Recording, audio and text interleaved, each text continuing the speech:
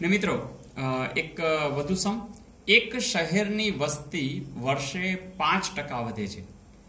જો હાલની વસ્તી તમને આપી દીધી છે અને 1 વર્ષ પહેલાની વસ્તી કેટલી હશે શોધવાની છે. મિત્રો આનો અર્થ એવો થાય કે 100 જણાની વસ્તી હોય તો 1 વર્ષે કેટલી થઈ જાય? 105. અને તમને આપેલું છે શું અહીંયા કે ભાઈ આટલી વસ્તી છે અને તમારે આગળ જવાનું છે કે ભાઈ કેટલી હતી. તો આપણે આખી વાતને આમ લઈ લેશું કે 105 એ ક્યારે થાય? 105 કે જ્યારે 100 જણા હોય ત્યારે. તો આપણને આપેલ છે 8020 કેટલા? તો કેટલા હોય ત્યારે થાય? તો સીધું કિંમત મૂકી દેશું. ચાલો 20 50 21 50 7 તેરી 21 3 વડે. તો અહીંયા પણ 3 દુ 6 9 તેરી 27 12 વધશે 4 તેરી 12 અને 0.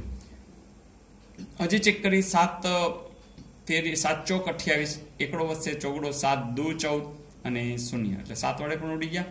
તો હવે જુઓ જોઈએ ગુણાકાર કરીએ 2 દુ 4 4 દુ 8 અને આ 0 અને આ 0 8400.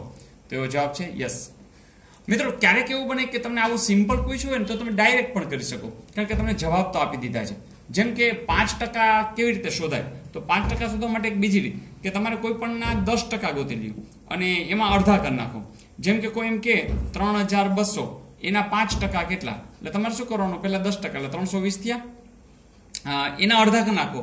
એ આ 10% છે તો એના અડધા કરી નાખો તો તમને તરત ખબર પડે કે એના 5% 160 થાય. તો અહીંયા આપણે એવું જ કાંઈક કરીએ. જેમ કે 8200 છે તો એના 10% 820 અને એના 410. જો જાણો સરવાળો કાંઈ આવતો નથી, અહીં 10 આવે છે, અહીંયા 20 આવે છે એટલે તો ગયું. અહીંયા પણ એવું જ થશે, કારણ કે અહીંયા 0 મેળ ન પડ્યો તો 815 અને 815 ના તો 7 પોઈન્ટ સમથિંગ એવું આવે, 407 પોઈન્ટ એટલે એ પોઈન્ટ વાળું હોય એટલે જવા દો. અહીંયા જુઓ છે 840 અને એના અડધા 420. જો મેળ પડી ગયો. 20 4 ને 4 8 8820. તો આવું ઝડપથી કરવું હોય અને આવી કંઈ પણ ગણતરી ન કરવી હોય તો તમે આવું ડાયરેક્ટ કરી શકો, ખાસ કરીને જ્યારે આવા સિમ્પલ પૂછેલા હોય ત્યારે. ઓકે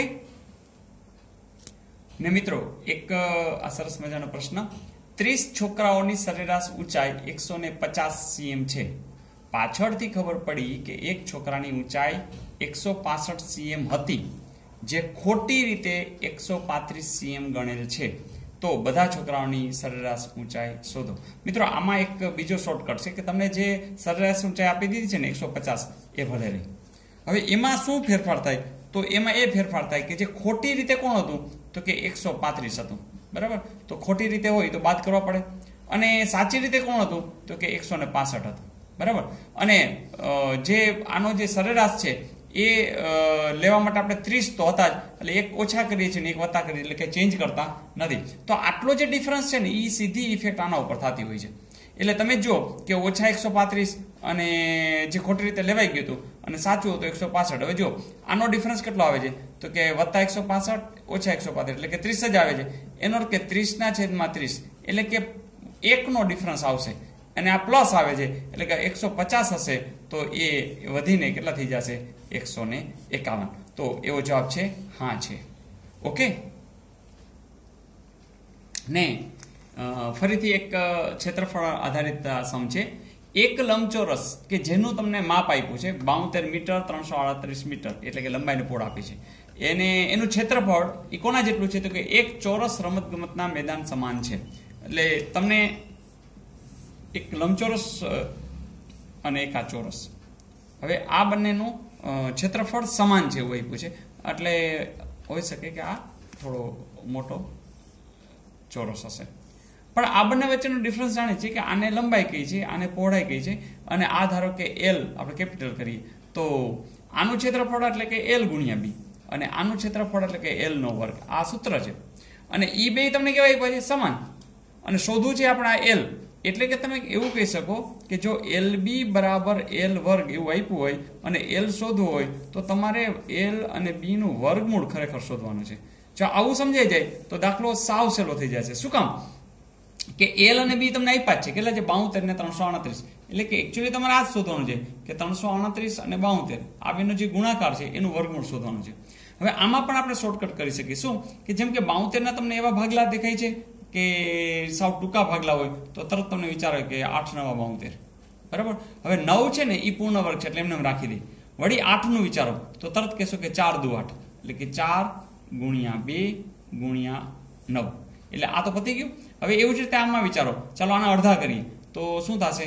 2 એકુ 2, 6 દુ 12, 9 અને 2. ચાલો તરત ખબર પડે કે 169 શું છે? તો કે ભાઈ ઈ 13 નો વર્ગ છે. એટલે કે આટલી વસ્તુમાં આપણે ખબર પડી ગઈ કે આટલા તો પૂર્ણ વર્ગ છે અને હજી આ 2 છે અને આ 2 છે એટલે 2 દુ ને 4 એટલે કે બધા પૂર્ણ વર્ગ મળી ગયા. શું? 169, પછી આ 2 દુ ને 4, પછી આ 4 અને આ 9. આવું તમે સ્પીડમાં કરી શકો તો ફાયદો શું થાય કે હવે તમારે આ બધાના વર્ગમૂળ જાણો જ છો એટલે સીધે સીધું વર્ગમૂળ જ થાય કે આનું વર્ગમૂળ તો કે 13, આનું તો કે 2, આનું તો કે 2, આનું તો 3. તો હવે 3 દુ 6 દુ 12 એટલે કે 13 અને 12 નો ગુણાકાર જ કરવાનો રહે અને એ આવશે 156 અને એવું કંઈક હશે જ જેમ કે હારી 156. તો આપણને જે એલ જોતો તો એ ફટાફટ મળી ગયું. અહીંયા આપણે ગુણાકાર કરી પછી એનું વર્ગમૂળ કરવું એના કરતાં આવા જે ટુકડા છે એવા વિચારી લ્યો અને જેનું વર્ગમૂળ નીકળતું હોય એટલે કે પૂર્ણ વર્ગ છે એમને રાખી દો અને સીધે સીધું પછી બધાના વર્ગમૂળમાં એ પૂર્ણ વર્ગનું સીધે સીધું વર્ગમૂળ મૂકી દો તો એ તમને ગુણાકાર પર સહેલો પડશે અને ઝડપથી જવાબ પણ મળી જશે. ઓકે, તો મિત્રો આ દાખલાઓ તો એવી જ વસ્તુ છે, ગણિત એવી જ વસ્તુ છે કે more practice more marks. Okay, all the best.